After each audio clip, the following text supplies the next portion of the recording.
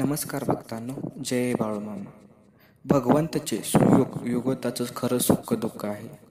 हल्ली लोकांचे हित करण्यासाठी जो तो झटत असतो, पण आपले स्वतःचे हित साधल्याशिवाय दुसऱ्याचे हित आपण काय साधणार? ज्याला स्वतःला सुधारता येत नाही तो दुसऱ्याला काय सुधारणार? त्याला सुद्धा अभिमानच आड येतो, कारण त्याला वाटते आपण दुसऱ्याचे हित करून देऊ. या अभिमानाने तो फुगलेला असतो. अहंकार जाण्यासाठी साधनच करावे लागते आणि ते साधन गुरु सांगत असतात, म्हणून त्यांच्या आज्ञेप्रमाणे वागले म्हणजे आपले हित होते.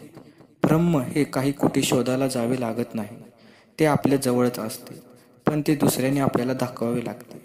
हेच काम सद्गुरू करत असतात.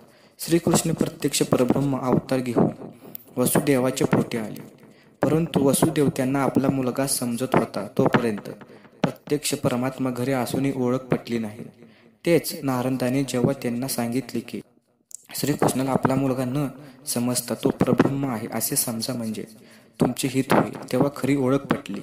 तसेच राम अवतार असूनही वरिष्ठांनी जेव्हा सांगितले की तूच प्रत्यक्ष परब्रह्म आहेस, तेव्हाच त्याला ती ज्ञान झाले.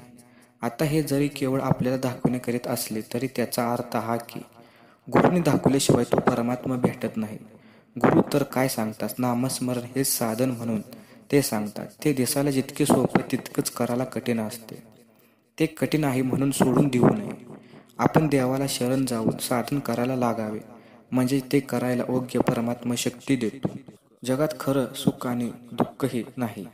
जगात सुख दुःख आहे जसं आपल्याला वाटते ते अपुरे आहे, ते तात्पुरते आहे. खरं सुख दुःख भगवंताच्या सुयोग योगामध्ये आहे.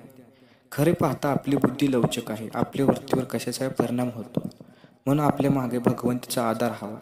आपण त्याचे आहोत आणि जे जे होतं ते त्याच्या इच्छेनेच होतं असं समजून वागावे. भूक लागली तर आईजवळ खायला मागावे, पण चोरी करू नये. तसे पोटापुरतं भगवंताजवळ मागावे, पण जास्त मागू नये. भगवंत अत्यंत जवळ आहे आणि अत्यंत दूरही आहे.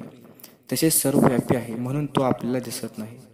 आपण दरवर्षी भगवंताचा जन्म करतो, याचा अर्थ असा की मागच्या वर्षी आपण जन्म केला हे विसरलो, म्हणून यावर्षी पुन्हा त्याचा जन्म करावा लागेल.